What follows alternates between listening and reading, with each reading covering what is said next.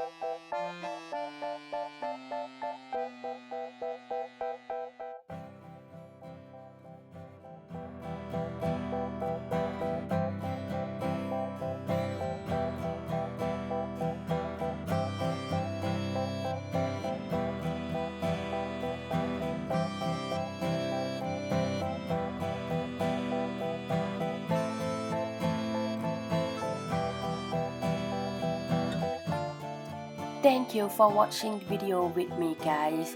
If you think your friend probably might like this video, please share it to them. And if you like this video, please click subscribe, press like, press bell, share the video, or even suggest me any idea under my video. By the way, if you love this challenge, do it on your own device or paper. Post it on your Instagram or Facebook, and don't forget with this hashtag rainy day as always, with all big capital. I'll go check it out. The top 5 picture will be on my next video. Thank you for watching with me. Bye bye guys.